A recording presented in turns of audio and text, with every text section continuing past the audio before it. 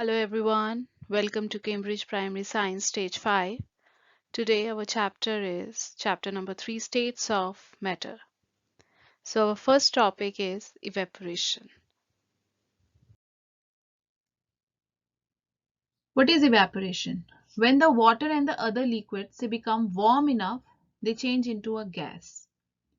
Means water changes into a gas, we call it as a water vapor. And when the liquid changes into a gas, we say that it get evaporated.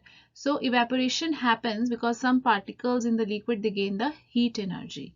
And these heated particles they move faster because they gain the heat energy and they spread apart. They can escape from the surface of the liquid in the air. The surface, suppose for example there is a muddy puddle and there is a liquid in that water inside it. So when that escape from the surface, right, that puddle escape from the surface, right, then they spread apart, move faster, the heated particles, and they escape from that surface into the air, and puddle dry up after the rain stops.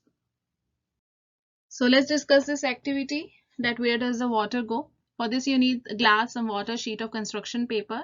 You have to dip an index finger into a water and you have to tap off the excess water. Then what you can do is rub a small circle of water in the middle of a paper on one side. How can you get rid of that water spot on the paper without touching it? Some students will think that we can do it by waving the paper into the air, the water spot will go, and some will think that let's put it into the somewhere warm place. Some will think that water become invisible. Some will think that the water soaked onto the paper or the dried up or it is absorbed, but in actual the water is went into the air. Okay, where did the water go? That went into the air.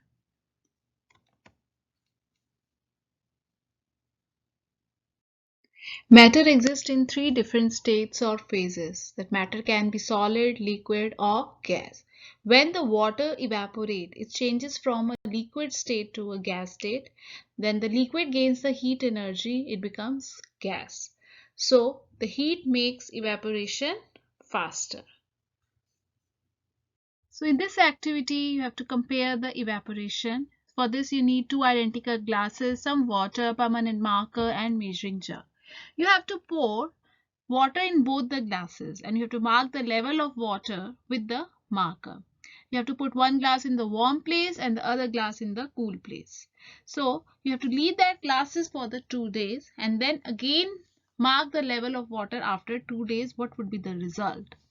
What you'll see, the water will evaporate faster in the warm conditions rather than that in the cool conditions. And you will see that how fast the water evaporates, it depends on the temperature, the changes in temperature that can increase or decrease how fast the water evaporates. If there is an increase in temperature, the water evaporates faster.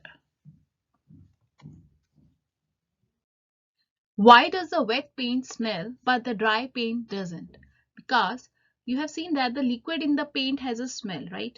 When the liquid evaporates, it becomes the gas. Our noses can smell the gas in the air because the paint has a smell, and whenever the liquid evaporates, our noses can smell it. But when the paint is dry, that means the smell disappears. The liquid has already evaporated. Its work has already been done.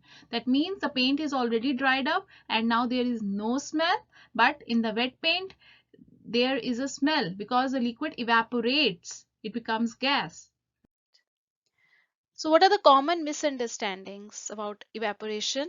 The common misconception is that the water disappears and does not exist anymore, or it changes into a air or dries up and goes into the air. This is because the student cannot see where the water has gone. But in actual, the water evaporates, changing from a liquid to a gas. Students think that the water disappear, or you can see it does not exist anymore. It is not like that, that it does not exist anymore. But in actual, the water changes into a gas. That liquid changes into a gas. It's not like that it does not exist anymore, or it changes into a air or dries up, it goes in a, it is like that it changes into a gas. Was the water level in two glasses the same after the 2 days? No, because if you have kept the water in the warm place and other one glass in the hot place, you will see there is a difference in evaporation, and the evaporation would take place in the warm place, and the water would be more evaporated than that of the cold place. And which glass, second question is, which glass had the least water and which glass had the most water after 2 days? The glass in the cool place had the most water. It was cool. So much water not evaporated, as the water particles did not absorb much heat. Because of the heat is the factor, because of that the water is evaporated, you know that. And the glass in the warm place had the least water, because most of the water particles heated and had more energy. The water particles in the cool place, in the heated place, there would be a more evaporation took place than the water particles in the cool place. And next question is, why does washing dry quicker on a hot day? You see the heat energy of the sun.